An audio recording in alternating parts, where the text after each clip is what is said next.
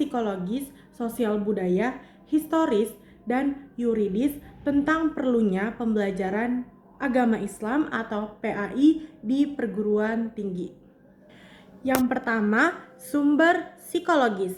Di luar perbedaan pandangan tersebut, terdapat pertanyaan. Secara psikologis, manusia itu makhluk teogenetis atau teis, dalam kurung makhluk yang bertuhan.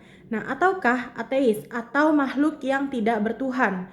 Realitasnya ada manusia yang teis dan ada juga manusia yang ateis. Artinya, secara konseptual ada manusia yang teis, ateis, dan setengah teis atau ateis. Realitas juga menunjukkan bahwa masing-masing kelompok saling mencoba mempengaruhi kelompok yang lain. Sumber sosial budaya. Secara teoretis, masyarakat Muslim di Indonesia dapat dipilih menjadi dua subkultur, yaitu santri dan Muslim biasa atau bukan santri. Secara historis, bangsa Indonesia memiliki dua sistem pendidikan, yakni pesantren dan sekolah. Pesantren merupakan model pendidikan asli bangsa Indonesia, sedangkan sekolah merupakan model pendidikan yang diadopsi dari penjajahan Belanda. Dan yang terakhir itu ada secara yuridis. Sumber yuridis penyelenggaraan PAI di perguruan tinggi itu sebagai berikut. Yang pertama itu ada Pancasila, yang kedua ada Undang-Undang Dasar 1945, ini setelah hasil amandemen, dan yang ketiga itu Undang-Undang Nomor 20 Tahun 2003 tentang Sistem Pendidikan Nasional, Sisdiknas. Yang keempat itu ada Undang-Undang Nomor 17 Tahun 2007 tentang Rencana Pembangunan Jangka Panjang Nasional 2005 sampai 2025. Yang kelima itu ada Peraturan Perundangan Nomor 5 Tahun 2010 tentang Rencana Pembangunan Jangka Menengah dari tahun 2010 sampai 2014. Yang keenam itu ada Peraturan Perundangan Nomor 19 Tahun 2005 sebagaimana diubah dengan Peraturan Perundangan Nomor 032 Tahun 2013 tentang Standar Nasional Pendidikan. Dan yang terakhir itu nomor 7 ada Undang-Undang Nomor 12 Tahun 2012 tentang Pendidikan Tinggi. Nomor 2. Jelaskan secara lugawi atau etimologis kata Islam berasal dari 3 akar kata dan jelaskan secara istilah atau terminologis Islam. Secara lugawi atau etimologis, kata Islam berasal dari 3 akar kata, yakni A. Aslama, artinya berserah diri atau tunduk patuh. B. Salam, artinya damai atau kedamaian. Dan C. Salamah, artinya selamat atau keselamatan. Adapun secara istilah atau terminologis, Islam adalah agama yang diturunkan oleh Allah Subhanahu wa taala kepada Nabi Muhammad SAW melalui malaikat Jibril alaihissalam. Kemudian Nabi Muhammad SAW menyampaikan agama Islam itu kepada umatnya melalui pengajaran, bimbingan, dan teladan. Nomor 3. Apa yang dimaksud al-umuru bi maqasidiha atau segala urusan tergantung kepada tujuannya? Al-yakinu la yuzalu bisyak atau keyakinan tidak dapat dihapus dengan keraguan.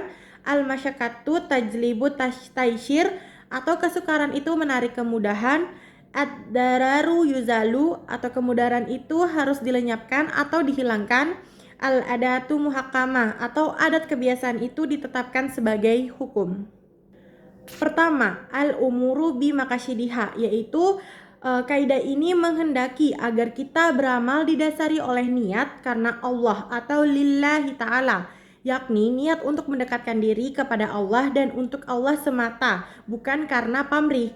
Bagaimanapun bagusnya suatu amal, tetapi jika disadari niat buruk, yakni bukan untuk Allah, maka rusaklah amal itu di sisi Allah Subhanahu wa ta'ala.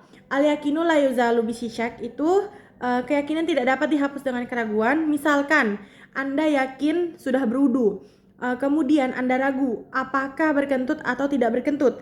Dengan kaidah ini, sudah berwudu adalah suatu keyakinan, sedangkan berkentut adalah suatu keraguan. Putusan yang harus Anda pilih adalah Anda sudah berwudu dan tidak berkentut.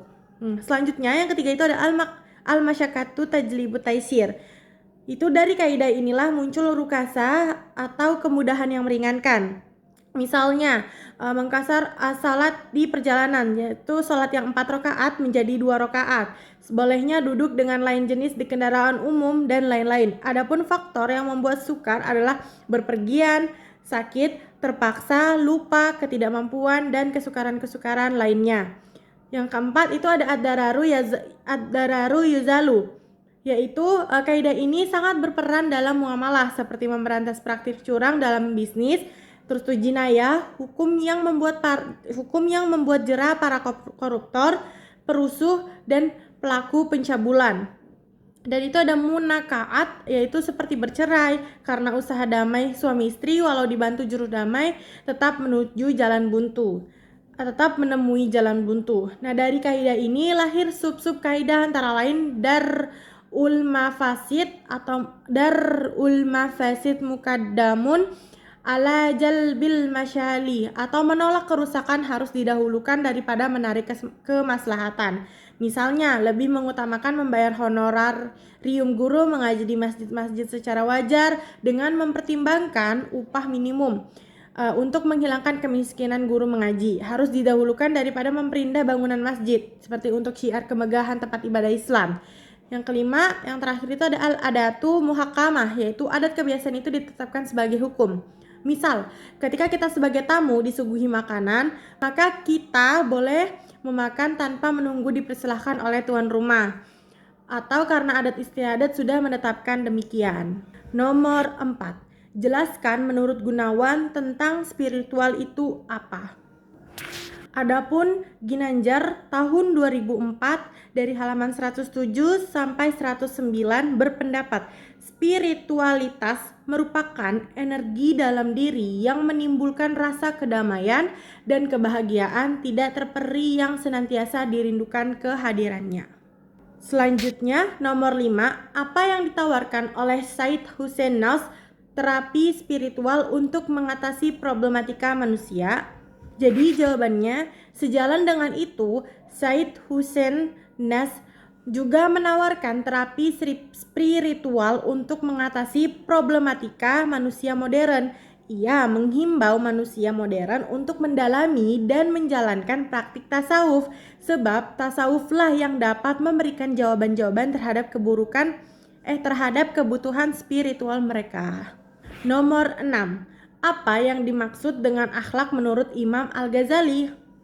Menurut Imam Al-Ghazali, akhlak adalah bentuk jiwa yang darinya muncul sikap dan perilaku secara spontanitas dan disertai dengan perasaan nikmat dan enjoy ketika melakukannya.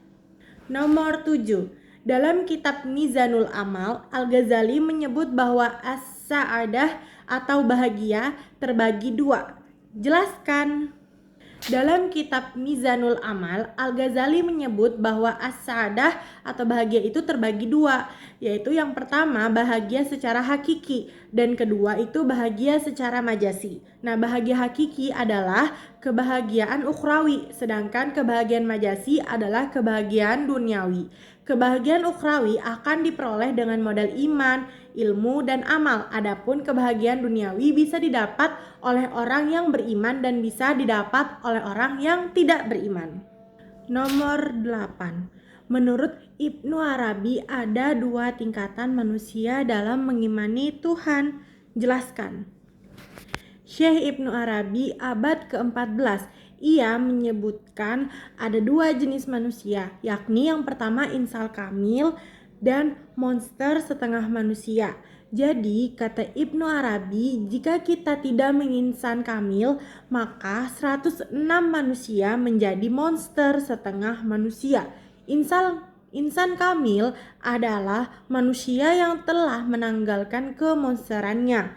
Konsekuensinya di luar kedua jenis manusia ini adalah manusia yang sedang berproses menanggalkan kemonsterannya dalam membentuk insan kamil. Nomor 9. Ada 7 macam nafsu menurut Imam Al-Ghazali dan ulama sufi. Sebutkan dan jelaskan. 7 macam nafsu dan tangga tersebut adalah sebagai berikut.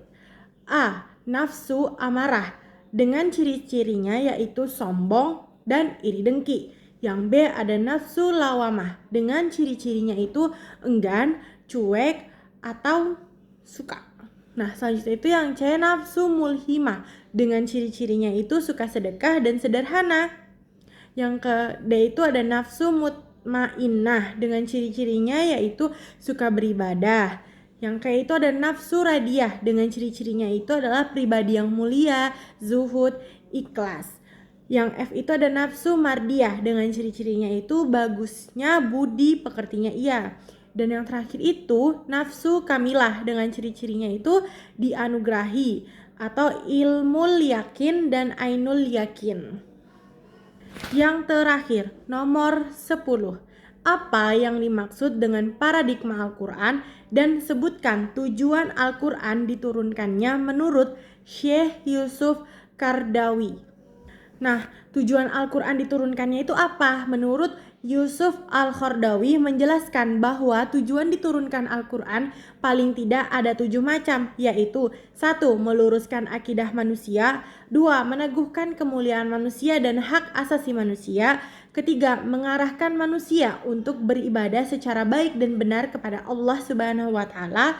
Yang keempat, mengajak manusia untuk menyucikan rohani. Yang kelima, membangun rumah tangga yang sakinah dan menempatkan posisi terhormat bagi perempuan. Yang keenam, membangun umat menjadi saksi atas kemanusiaan. Dan yang terakhir, yang ketujuh, mengajak manusia agar saling tolong-menolong.